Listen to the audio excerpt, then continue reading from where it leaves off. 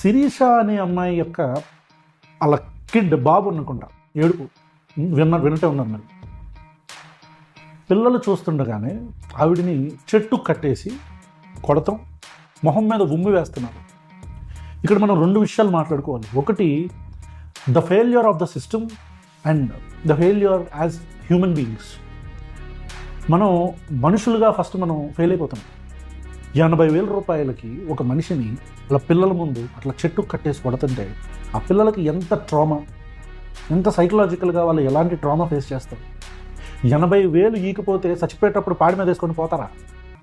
అరే, మనం ఎలాంటి నాటకమైన సమాజంలో బతుకుతున్నాం. మనం ఇంకా కూడా డబ్బు కోసం ఒక మనిషిని అట్లా చెట్టు కట్టేసి కొడతాం అనేది ఎలాంటి హేయమైన చర్య.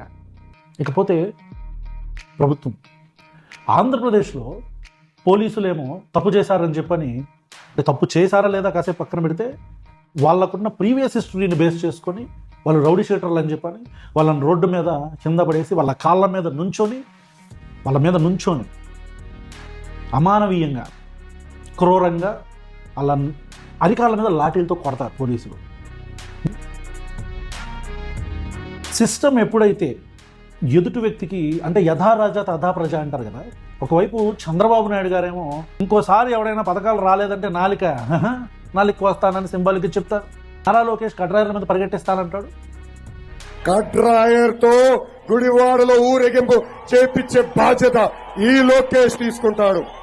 నా అభిమాన నటుడు ఉప ముఖ్యమంత్రి శ్రీ కొణిదెల పవన్ కళ్యాణ్ గారేమో గుళ్ళు గోపురాలు ఏమంటే వేసుకొని తిరుగుతూ ఉంటారు. గుళ్ళు ఉంటారు, ఆ మొత్తం ఆ టెంపుల్స్ ఆ చుట్టూ తిరుగుతూ ఉంటారు, పొర్లు దండాలు పెట్టుకుంటారు. అది కాకపోతే చక్కగా ఆయన షూటింగులు చేసుకుంటూ ఉంటారు. ఇంకా ఎక్కువగా ఆయనకి ఉన్న బాధించే సంఘటనలు జరిగితే ఆయన గుడి పక్కల కొడితే ఆయన మాట్లాడతారు. అంతే.